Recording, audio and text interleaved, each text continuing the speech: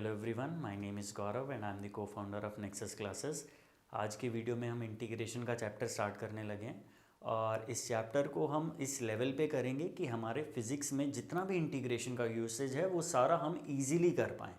तो इसी चैप्टर के अंदर हम इंटीग्रेशन का फिज़िक्स में एप्लीकेशन, इंटीग्रेशन के डिफरेंट फार्मूलेज और इंटीग्रेशन के डिफरेंट टाइप ऑफ क्वेश्चंस, ये सारी चीज़ों का हम आज के वीडियो को अंदर ये सारी चीज़ें हम कवर करते हुए चलेंगे।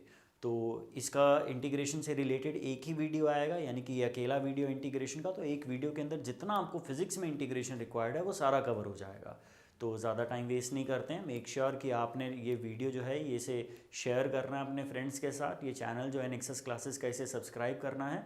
इससे आपका सारा फिजिक्स में आने वाला काम जो है इंटीग्रेशन का वो सारा चल जाएगा। तो ठीक है, ज़्यादा टाइम वेस्ट नहीं करते हैं, आज के वीडियो के साथ स्टार्ट करते हैं जी। सबसे पहले बात करेंगे इंटीग्रेशन होता क्या है। What is integration? Integration word का मतलब है इंटीग्रेट करना या इकट्ठा करना। चीज़ों को इकट्ठा करने को हम इंटीग्रेशन बोलते हैं। दूसरी बात, इंटीग्रेशन जो है हमने लास्ट वीडियोस में पढ़ा था, डिफरेंशिएशन 3 वीडियोस आए थे, अगर नहीं देखे तो उसे जाके देखें। सबसे पहले वही चीज़ करनी पड़ेगी अपने को। तो इंटीग्रेशन जो है वो डिफरेंशिएशन का एकदम उल्टा प्रोसेस है।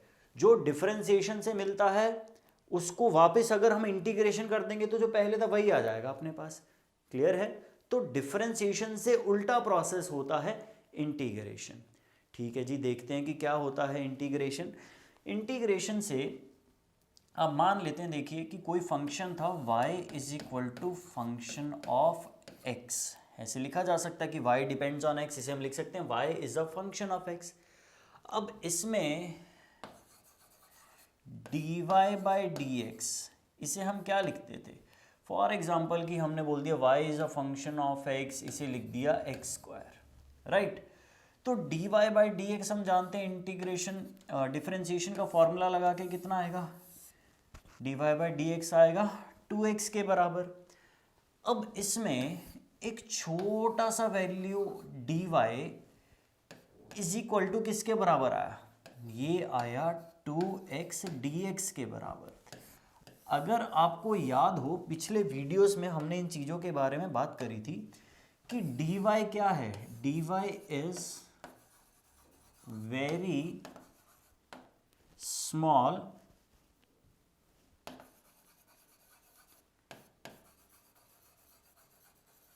Change in y।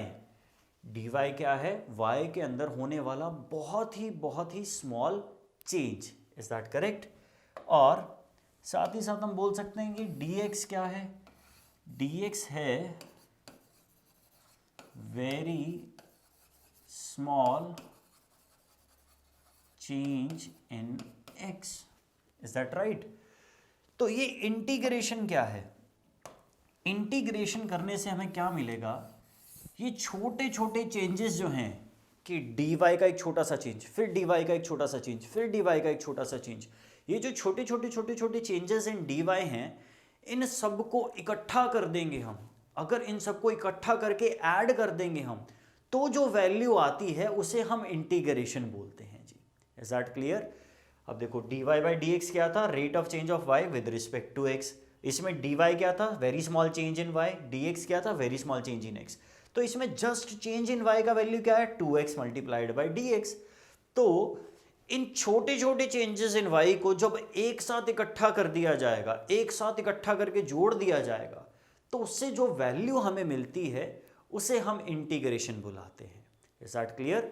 टाइम के साथ और चीज़ें क्लियर होंगी। ये जस्ट एक मैथमेटिकल डेफिनेशन है इस इंटीग्रेशन का, राइट। इसको ग्राफिकली देखते हैं, ग्राफिकली देखेंगे आपको और बेटर समझ में आएगा। हाँ जी, तो एक ग्राफ ड्रॉ करते हैं हम। Let us say this is y axis and this is x axis.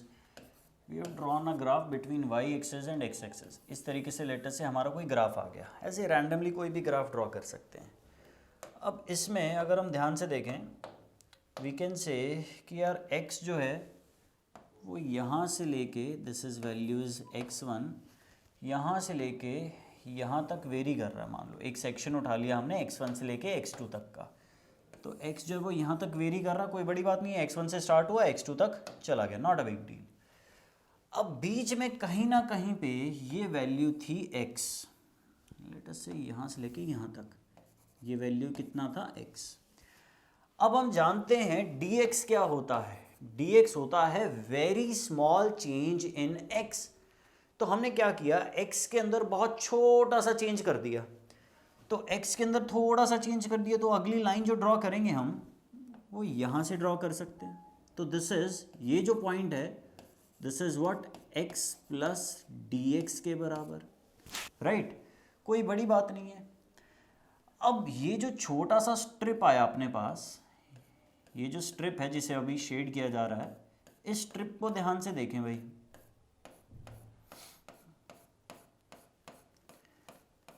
I am interested in finding out कि ये जो छोटा सा स्ट्रिप है इसका एरिया कितना होगा। कोई बड़ी बात नहीं यार, कर सकते हैं। ध्यान से देखो यार, for very small change in x, यहाँ पे x का जो चेंज है ये कितना है, ये dx है ना, x से x प्लस dx हुआ, तो ये जो चेंज है इसका विड्थ कितना है, यहाँ पे अलग से मेंशन कर देता हूँ। ये जो विड्थ है, ये जो वाइट कलर में बनाया गया, this is dx। And similarly ये जो लेंथ है, ये जो पूरा का पूरा लेंथ है, ये लेंथ किसके बराबर है, y के बराबर। अरे y के बराबर ही तो आएगा ना, y का वैल्यू कब, जब फंक्शन का वैल्यू x था, right. Because y is what, y is function of x। तो यहाँ पे अगर x रखेंगे तो इस पूरी लेंथ का वैल्यू क्या आएगा, f ऑफ x के बराबर आएगा कि नहीं आएगा, बिल्कुल आएगा। अब ये एरिया देखें, इसकी लेंथ तो y है और विड्थ dx है, तो ये जो एरिया बना ये ऑलमोस्ट, इस छोटे से पार्ट को अगर छोड़ दिया जाए, ये जो वाइट कलर का छोटा सा पार्ट है इसे हटा दिया जाए, तो ये कंप्लीट रेक्टेंगुलर नजर आएगा, बिल्कुल कंप्लीट रेक्टेंगुलर नजर आएगी पतली सी स्ट्रिप जो है। और रेक्टेंगल की एरिया क्या होती है, लेंथ मल्टीप्लाइड बाय ब्रेड्थ। इसका लेंथ कितना है y यानी कि fx, ब्रेड्थ कितना है dx। तो इसका जो एरिया आएगा, एरिया किसके बराबर आएगा, y इंटू dx के बराबर आएगा कि नहीं आएगा। इज दैट क्लियर, ये सबको बात आ रही है ना समझ में। यानी कि इसके एरिया को लिखा जा सकता है f of x into dx। Is that clear, कोई बड़ी बात नहीं, ऐसा लिखा जा सकता है। अब मैंने आपको थोड़ी देर पहले बताया था कि हर एक छोटी छोटी वैल्यूज जो आती हैं, कि इस समय पे x ये रखा तो y का वैल्यू इतना था, अभी x ये रखा तो y का वैल्यू इतना था, इन सभी वैल्यूज को इकट्ठा कर दिया जाए तो उसे इंटीग्रेशन बुलाते हैं हम लोग। अब इनको इकट्ठा करने का मतलब ग्राफिकली क्या होगा कि यार एक स्ट्रिप ये वाली आई, ये उठा के हमने रख ली। एक ऐसा हो सकता है कि यार एक स्ट्रिप इसके साथ में ऐसी आ जाए, इसको भी उठा के रख लिया हमने, राइट। ऐसा हो सकता है कि यार इसके साथ में एक स्ट्रिप ऐसी आ जाए, तो यार इसको भी उठा के रख लिया हमने। तो इंटीग्रेशन का रियल मतलब क्या है, इंटीग्रेशन का रियल मतलब है ऐसी छोटी छोटी छोटी छोटी जितनी भी स्ट्रिप्स होंगी सबको जोड़ते हुए चले गए, राइट। अब अगर आप ऐसी सारी स्ट्रिप्स को जोड़ देंगे, अगर आप ऐसी सारी स्ट्रिप्स को जोड़ दोगे, इस तरफ भी अगर हम देखें, ऐसी बहुत सारी स्ट्रिप्स हमने ड्रॉ करी, सभी के सभी स्ट्रिप्स को हमने जोड़ना चालू किया, तो जो टोटल शेडेड एरिया कवर करेंगे हम, वो तो यार पूरा ग्राफ का एरिया बन जाएगा। पहला स्ट्रिप जोड़ा, दूसरा, तीसरा, चौथा, पांचवा, हजारवां, 10,000वां, ऐसे बहुत सारे छोटे छोटे स्ट्रिप्स को जोड़ते हुए चले गए, तो क्या टोटल एरिया आ जाएगा अपने पास। एग्जैक्टली यानी कि जो इंटीग्रेशन का प्रोसेस है ग्राफिकली हमें क्या बताता है, इंटीग्रेशन का प्रोसेस ग्राफिकली हमें बताता है एरिया। कौन सा एरिया, ग्राफ के नीचे आने वाला एरिया, यानी कि गिवन ग्राफ और एक्स एक्सिस के बीच में जितना एरिया है उस सारे को जोड़ के हमें क्या मिलता है, उस सारे को जोड़ेंगे तो वही इंटीग्रेशन कहलाता है। I hope that is clear. Integration को, इस चीज को लिखेंगे कैसे, integration of y with respect to x, जैसे हम लिखते हैं ना differentiation of y with respect to x, इसे dy बाई dx लिखा जाता है।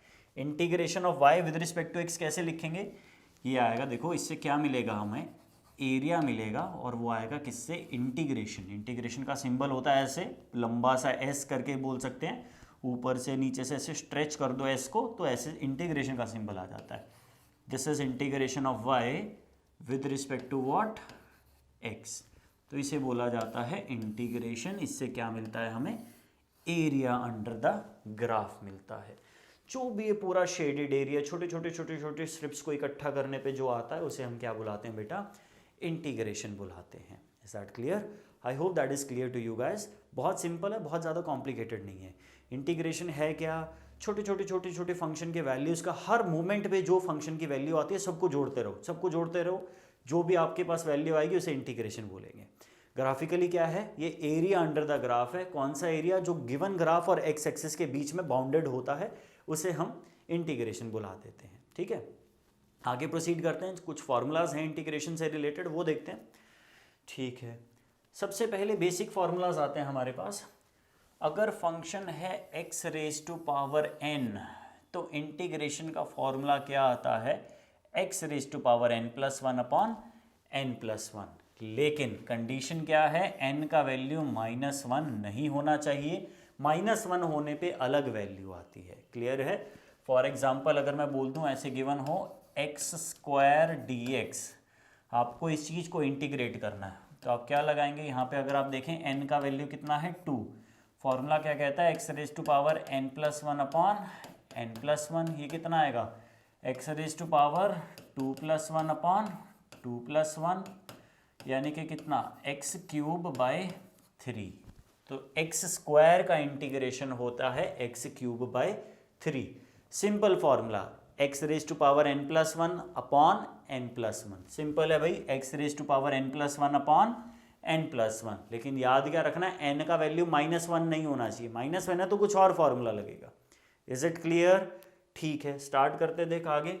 नेक्स्ट फॉर्मूला क्या कहता है अपने को, नेक्स्ट फॉर्मूला कहता है भाई, अगर इंटीग्रेशन ऑफ सिंपल dx है तो आप ऐसे भी बोल सकते हो कि यहाँ पे x रेज टू पावर 0 है, और इसको इसी फॉर्मूले से अगर हम लिख दें तो क्या आ जाएगा, 0+1 अपॉन 0+1, और यानी कि बन क्या जाएगा, इसको सॉल्व करोगे नीचे भी 1 है ऊपर x रेज टू पावर 1। वो होता क्या है, वो x के बराबर होता है।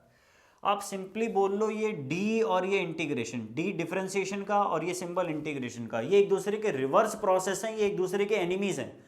इंटीग्रेशन लिखा है, d लिखा है, तो ये एक दूसरे के पास आ गए तो खत्म हो जाएंगे एक दूसरे के साथ। एम्प्टी, सिर्फ बचेगा क्या, x बचेगा। ऐसा मान याद रखने का तरीका और कुछ नहीं है।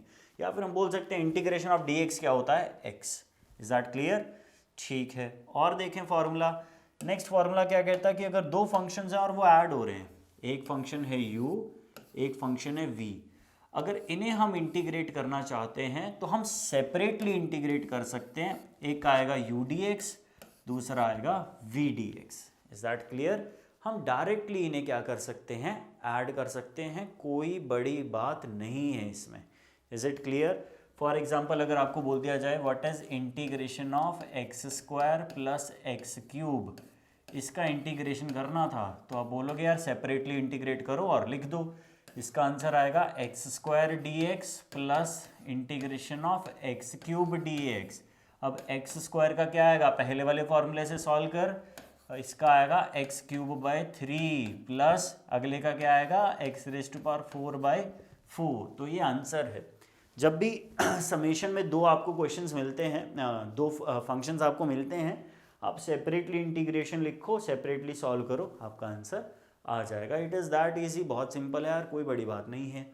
और देखें, अगर आपके पास कुछ ऐसा फंक्शन आता है जिसमें कांस्टेंट मल्टीप्लाई हो रहा, अगर integration is constant into u dx, तो कांस्टेंट को इंटीग्रेशन से बाहर लिख दो और जो फंक्शन है उसे इंटीग्रेट कर दो। फॉर एग्जांपल अगर मैं बोलता हूँ आपके पास आ गया इंटीग्रेशन ऑफ 7x dx। अब आप बोलोगे सर इसमें कांस्टेंट कौन सा है, देखो 7 कांस्टेंट है। हम क्या करेंगे, 7 को कांस्टेंट को इंटीग्रेशन से बाहर लिख सकते हैं। अगर आप इसे इंटीग्रेशन से बाहर लिख दोगे तो क्या बन जाएगा, ये बन जाएगा 7 इंटीग्रेशन ऑफ x dx। अब इसे सॉल्व कर सकते हैं, 7 एज इट इज x की पावर 1 है, फॉर्मूला क्या लगाएंगे 1+1 अपॉन 1+1। तो ये कितना आंसर आएगा 7x² 2, that is your answer. Clear है? जब भी कांस्टेंट देखने को मिले उसे इंटीग्रेशन से बाहर लिख लें और फिर रेगुलर फार्मूला से सॉल्व कर लें। वेरी सिंपल यार, कर सकते हैं, कोई बड़ी बात नहीं है इसमें भी। और देखो और कैसे करना है यार, इसमें हम बोल सकते हैं कि अगर ऐसा आ जाए constant into x raise to power n, ये इसी का एप्लीकेशन है जो हमने देखा, तो आप सिंपली बोल सकते हो कि यार c को बाहर लिखा, अंदर क्या आएगा x raise to power N D X. इसे सॉल्व करेंगे तो क्या बन जाएगा अपने पास, integration of x raise to power N क्या होता है, integration of x raise to power होता है X raise to power N plus one upon N plus one. Is that clear? तो ये आपका क्या आ जाएगा, आंसर आ जाएगा। Is it clear? Very easy, कोई टेंशन वाली बात इसमें नहीं होनी चाहिए। ठीक है, अब एक चीज आप देखेंगे यहाँ पे काफी जगह आंसर में ये भी लिखा है plus C plus C plus C. इस चीज को याद रखना है। हम देखेंगे कि ये सी है क्या और ये कहाँ से आता है। इंटीग्रेशन और डिफरेंशिएशन को आपस में रिलेट करेंगे तो इस चीज के बारे में और डिटेल में देखेंगे, बट इसे भूलना नहीं है, इसे कांस्टेंट ऑफ इंटीग्रेशन बुलाया जाता है। अभी के लिए फॉर्मूलाज याद रखें कि ये है तो ये इंटीग्रेशन, ये है तो ये इंटीग्रेशन, ये है तो ये इंटीग्रेशन। फॉर्मूलाज याद होने चाहिए अपने को, और फॉर्मूला के साथ हमें इंटीग्रेशन का कांस्टेंट भी लगाना होता है। वो क्यों है, वो किस लिए लगाते हैं, उसके बारे में भी बात करेंगे इसी वीडियो में।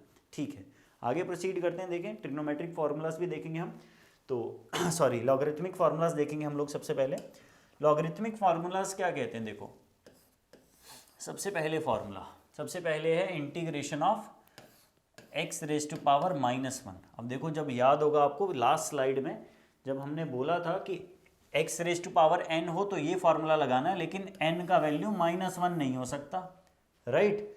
तो अब हम देखेंगे एक्स का वैल्यू, एन का वैल्यू अगर माइनस वन है तो क्या होता है। यहाँ पे देखें एन का वैल्यू माइनस वन है तो ये बन जाए x raise to power minus one, one by x लिख सकता है उसको।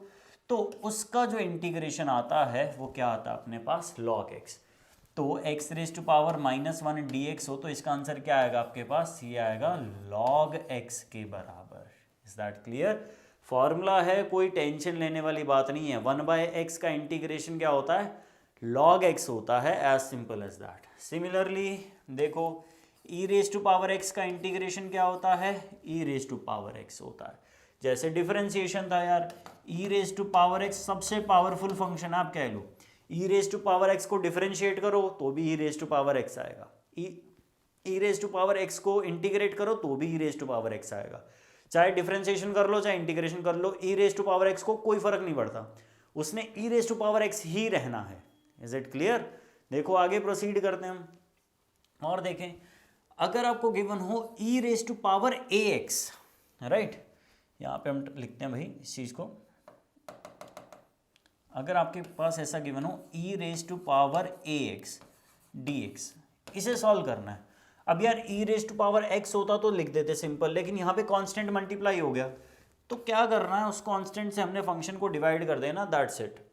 हमारा आंसर क्या आएगा, E raise to power A X तो लिखेंगे ही, लेकिन जो कांस्टेंट था ए उससे डिवाइड कर देंगे, तो इसका आंसर क्या आएगा, E raise to power A X upon A के बराबर। Is it clear? फॉर्मूलाज हैं, कोई बहुत डेप्थ नहीं है इसमें, you have to learn them. If you learn them your things for you in physics will be easy. As it is formula आप याद कर सकते हैं, एकदम बेसिक एप्लीकेशन आएगा। ठीक है जी, आगे प्रोसीड करते हैं। देखें अगर आपके पास फार्मूला आ जाए A raise to power X तो भी देखें इसका इंटीग्रेशन क्या आएगा, A raise to power X तो रहेगा ही, नीचे हम लिख देंगे log of A. Is that clear? इसका इंटीग्रेशन क्या होता है, A raise to power X upon log of A के बराबर। अब आप देख सकते हैं यहाँ पे भी एक चीज़ बार बार रीअकरिंग है, कौन सी, कांस्टेंट ऑफ इंटीग्रेशन, यहाँ पे भी, यहाँ पे भी, यहाँ पे भी। तो ये कांस्टेंट क्या है, ये क्यों है, इसके बारे में भी हम लोग चर्चा करेंगे। I hope that is clear to you guys. आगे प्रोसीड करते हैं जी। हाँ जी, नेक्स्ट हम देखेंगे ट्रिग्नोमेट्रिक फार्मूलाज के बारे में। ट्रिग्नोमेट्रिक फार्मूलाज जो हैं इनका इंटीग्रेशन क्या होता है, सबसे पहले साइन एक्स का इंटीग्रेशन होता है माइनस ऑफ कॉस एक्स। जब भी साइन एक्स का इंटीग्रेशन करने को बोला जाएगा आंसर आएगा माइनस ऑफ कॉस। सिमिलरली अगर कॉस एक्स का इंटीग्रेशन करने को बोला जाएगा तो आंसर आएगा sine. Is that clear? Sine का होता है माइनस कॉस, कॉस का होता है साइन। सबसे ज़्यादा वाइडली ट्रिग्नोमेट्रिकली जो हम इंटीग्रेशंस करेंगे उनमें यही सबसे ज़्यादा यूज़ होंगे। क्लियर है? ये दो भूलने ही नहीं है, ये दो का ही यूज़ है, ये दो ही करने हैं, ये दो 100% बहुत ज़्यादा बार आएंगे फिजिक्स में। साइन का क्या है? माइनस कॉस, कॉस का क्या है? साइन, साइन का क्या है? माइनस कॉस, और कॉस का क्या है? साइन। अगर ये याद है तो अपना काम चल जाएगा। और देखें, अगर आपको बोल दिया जाए secant square x, secant square x का आंसर क्या आता है? इंटीग्रेट करके tan x, cosecant square x का क्या आता है? Minus cot x. एक पैटर्न डेवलप होता हुआ देख सकते हैं हम। सीकेंट स्क्वायर एक्स का टैन एक्स आता है, को सीकेंट स्क्वायर एक्स का माइनस कॉट एक्स के बराबर आता है। ठीक है जी। और देखें, सीकेंट एक्स टैन एक्स का आएगा सीकेंट एक्स, को सीकेंट एक्स कॉट एक्स का आएगा माइनस को secant x. Is that clear? जो पहले लिखा हमने सीकेंट एक्स टैन एक्स, इसका क्या आएगा? सीकेंट एक्स, को सीकेंट एक्स कॉट एक्स, इसका क्या आएगा? माइनस को सीकेंट एक्स। तो ये कुछ ट्रिग्नोमेट्रिक फार्मूलाज है, इसमें बहुत ज़्यादा डेप्थ नहीं है। ये फार्मूलाज एज इट इज़ आपने याद करने हैं। ये फार्मूला अगर याद हो जाते हैं तो आपका काम बहुत ज़्यादा आसान हो जाएगा। और दूसरी बात देखें, इन सभी फार्मूलाज में से भी फार्मूलाज बहुत सारे होते हैं यार, मैं वो सब तो करा ही नहीं रहा हूँ। मैं आपको वो डेटा देना चाहता हूँ जो फिजिक्स में यूज़ होता है रियलिटी में। और इनमें से भी जितने मैंने बता दिए, इनके अंदर से भी ये दो जो हैं ये सबसे ज़्यादा यूज़ होंगे। ये किसी भी कीमत पे हम नहीं भूल सकते। ये आप बोल लो कि ये सबसे ज़्यादा इम्पॉर्टेंट है, ये आपको याद होने ही होने चाहिए। आएंगे ही ये, बाकी बहुत रेयर आएंगे, ये वाले ज़रूर आएंगे। लेकिन is it clear? I hope that is clear to you guys. चलिए आगे प्रोसीड करते हैं। देखते हैं अब डेफिनेट इंटीग्रल क्या होता है। इंटीग्रेशन दो टाइप की होती है, डेफिनेट और इनडेफिनेट। अभी तक जो फॉर्मूले से हम लोग कर रहे थे कि ये इसका ये होता है, इसका इंटीग्रेशन ये होता है, वो इनडेफिनेट कर रहे थे कि हमें नहीं पता क्या लिमिट है, कहाँ से कहाँ तक करना है, हमें नहीं पता। डेफिनेट इंटीग्रेशन जो है उसमें हमें एक लिमिट्स का कंसेप्ट आता है। देखें कैसे। फॉर एग्जाम्पल अगर मैं बोलता हूँ, आपको बोल दिया जाए कि y is equal to x square. अब इसका ग्राफ ड्रॉ करते हैं।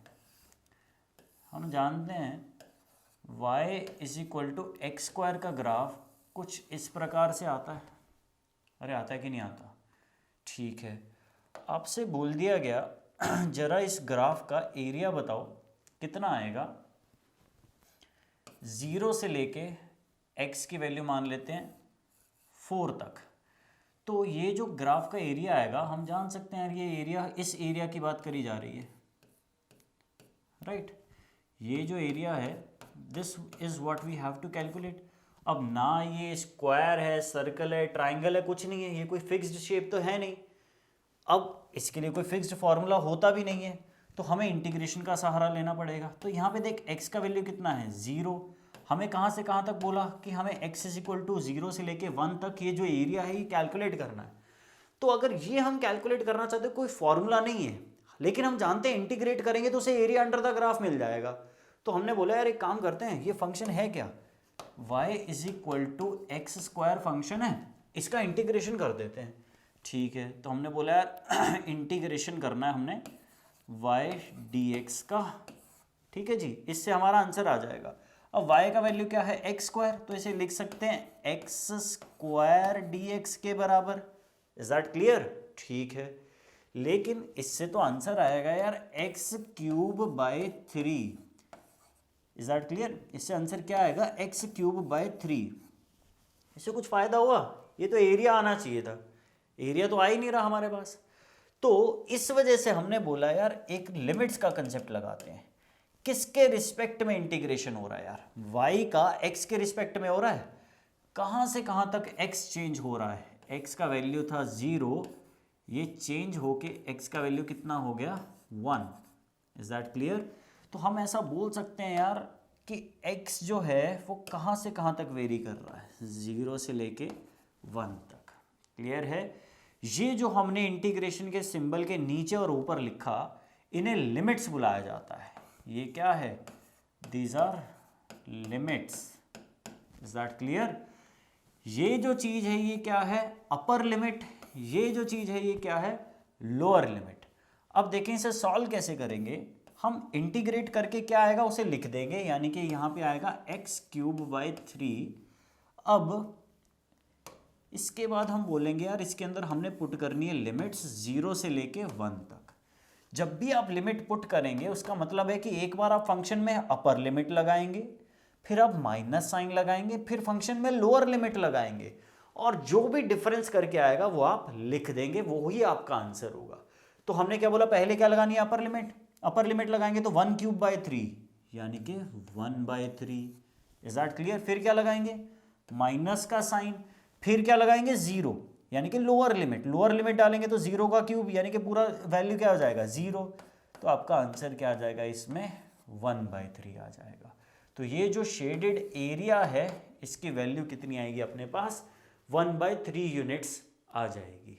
Is that clear. इतना सिंपल है यार। डेफिनेट इंटीग्रेशन में जो नॉर्मल इंटीग्रेशन है वो तो करना ही है, लेकिन एंड में हम अपर और लोअर लिमिट्स पुट करते हैं। पहले अपर लिमिट पुट करके लिखा, देखें जब 1 पुट किया तो ये वैल्यू आई, जब 0 पुट किया तो ये वैल्यू आई। तो अपर लिमिट पुट करके जो वैल्यू आई और लोअर लिमिट पुट करके जो वैल्यू आई, दोनों का क्या करना है डिफरेंस, और वो आपका क्या आएगा, आंसर आ जाएगा। Is it clear. इस प्रोसेस को क्या बुलाया जाता है, इस प्रोसेस को डेफिनेट इंटीग्रेशन बुलाया जाता है। जब भी आप लिमिट्स लगाते हैं तो उस केस में जो भी आपका आंसर आता है वो उस प्रोसेस को डेफिनेट इंटीग्रेशन बोला जाएगा।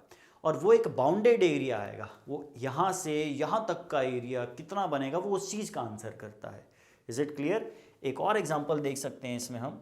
लेट अस से इस बार हम बोलते हैं यार कि कुछ ऐसा ग्राफ था, हमें बोला कि y = x, इसका एरिया निकालो -1 से लेके 2 तक। x का वैल्यू -1 से लेके 2 तक वेरी जब कर रहा है तो ये ग्राफ का क्या एरिया आएगा ये हम जानने में इंटरेस्टेड है। क्लियर है। तो पहले तो एक ग्राफ ड्रॉ कर लेते हैं। y = x, हम जानते हैं ये क्या होता है, यह एक स्ट्रेट लाइन है जो कि ओरिजिन से पास करेगी। तो ये ग्राफ कुछ ऐसा दिखाई देगा, राइट। अब x का वैल्यू यहाँ पे क्या है 0, यहाँ पे क्या है 1, यहाँ पे क्या है 2, यहाँ पे क्या है -1, यहाँ पे क्या है -2 and so on and so fourth, ऐसे चलता जाएगा। अब हमें एरिया कितना चाहिए, हमें चाहिए -1 से लेके 2 तक, यही तो एरिया चाहिए, -1 से लेके 2 तक ये एरिया चाहिए। यानी कि this area and this area मिला के ये जितना भी एरिया आता है अपने पास, ये एरिया अपने को चाहिए। लेकिन एक चीज़ का ध्यान रखना पड़ेगा भाई, इंटीग्रेशन से जो एरियाज मिलते हैं अगर वो एक्स एक्सिस से ऊपर हैं तो वो पॉजिटिव एरिया होते हैं, और एक्स एक्सिस से अगर नीचे हैं तो वो नेगेटिव एरियाज होते हैं। तो ये एरिया कैसा कंसीडर किया जाएगा, नेगेटिव, और वो कुछ हिस्से को कैंसिल आउट भी कर देगा।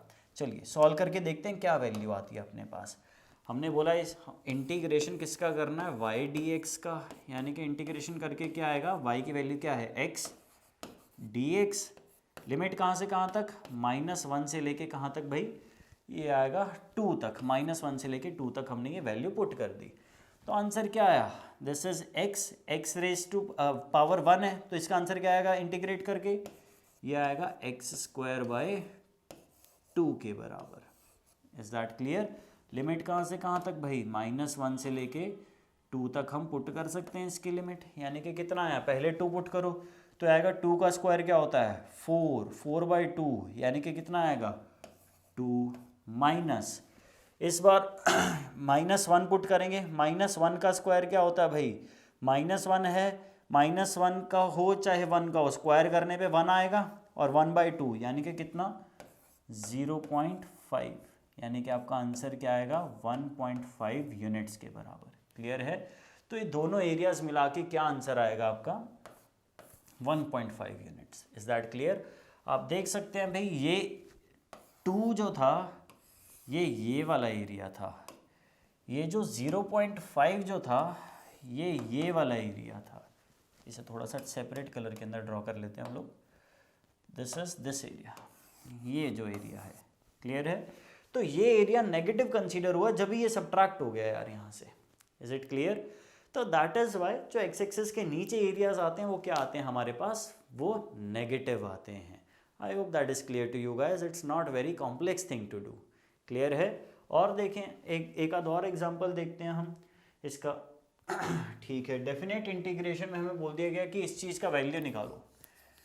तो हमने बोला कोई बड़ी बात नहीं, 1 से लेके 4 तक एक्स क्यूब को इंटीग्रेट करना है. तो आंसर क्या आएगा देख, integration of x cube d x is equal to what, x 1 से लेके 4 तक एक्स क्यूब का क्या आएगा, x raise to power 4/4. Limit कहाँ से कहाँ तक पुट करनी है, 1 से लेके 4 तक. ये वैल्यू कितना आएगा देखो, 1/4 तो कॉमन ले सकते हैं.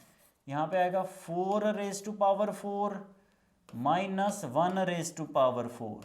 ये इतना आ जाएगा, यानी कि कितना 1/4.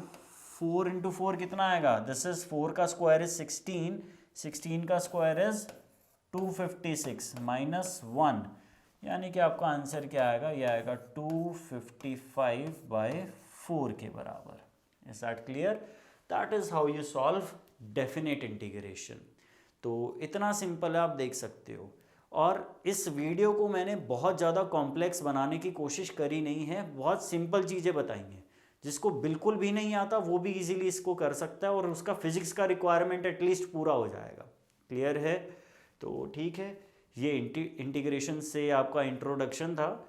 डेप्थ बहुत है असलियत में इंटीग्रेशन की. We are just scratching the surface अभी. तो अगर डेप्थ में करना चाहें तो वो भी कर सकते हैं, कोई बहुत बड़ी डील नहीं है. आप जितना डेप्थ में जाना चाहें इंटीग्रेशन के जा सकते हैं. बट फिजिक्स में इतना भी आप लोग टिप्स पे कर लेते हैं, इतना भी अपना इंटीग्रेशन स्ट्रॉन्ग कर लेते हैं तो आपका काम चल जाएगा. Is that clear. तो आज की वीडियो में हम इतना ही कर रहे हैं. आई होप ये वीडियो आपको अच्छा लगा हो. अगर अच्छा लगा हो तो प्लीज़ अपने फ्रेंड्स के साथ, अपने क्लासमेट्स के साथ इसे शेयर करें. चैनल को सब्सक्राइब नहीं किया तो सब्सक्राइब करें. That's it for today. Thank you so much for watching.